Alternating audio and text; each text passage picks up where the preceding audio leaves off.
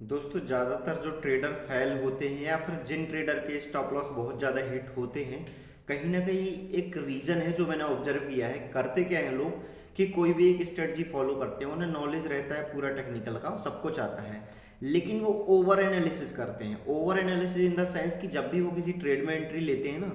तो वो जानबूझ के स्टॉप लॉस को कम से कम रखने की कोशिश करते हैं। इवन स्ट्रेटजी के हिसाब से चलते हैं, लेकिन वो स्ट्रेटजी में भी जानबूझ के वो सोचते हैं कहीं ना कहीं छोटा स्टॉप लॉस रहे, तो उसको चार्ट को ओवर एनालिसिस करते हैं, short period short time frame में देखते हैं और छोटे टाइम फ्रेम में जाके, और कहीं ना कहीं वो छोटा स्टॉप लॉस निकाल लेते हैं। बोलते हैं हमने तो स्ट्रेटजी फॉलो की है और स्टॉप लॉस बन रहा है, जबकि वो स्टॉप लॉस कहीं ना कहीं बड़ा बन रहा होता है, लेकिन वहां पे वो ओवर एनालिसिस करके अपना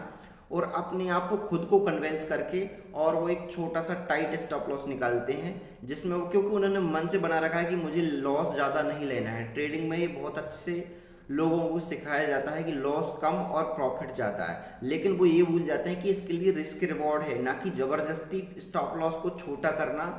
ज़बरदस्ती अपने माइंड सेट को, अपने आप को कन्विंस करना स्ट्रेटजी के अकॉर्डिंग, और अपने स्टॉप लॉस को टाइट रखना। यही एक रीज़न रहता है कि सबसे ज़्यादा स्टॉप लॉस हिट होते हैं। इवन स्ट्रेटजी भी उन्हें आती है, नॉलेज भी है टेक्निकल का, एंट्री भी परफेक्ट लेते हैं, लेकिन करते क्या है, स्टॉप लॉस में वो ओवर एनालिसिस करते हैं। ओवर एनालिसिस करते हैं, वो सोचते हैं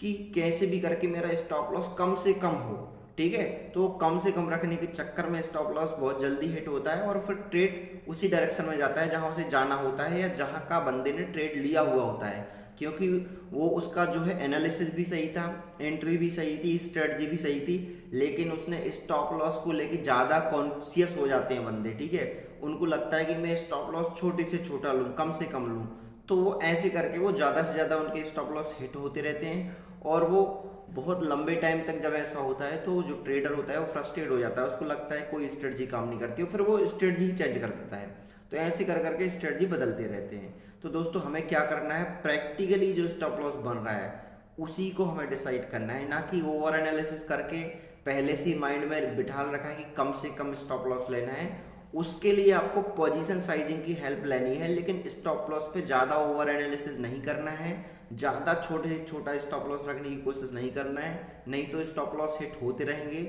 और आप फ्रस्ट्रेट होते रहोगे, ठीक है। तो इसके लिए पोजीशन साइजिंग फॉलो करो, ना कि ओवर एनालिसिस करो स्टॉप लॉस के लिए। थैंक यू दोस्तों।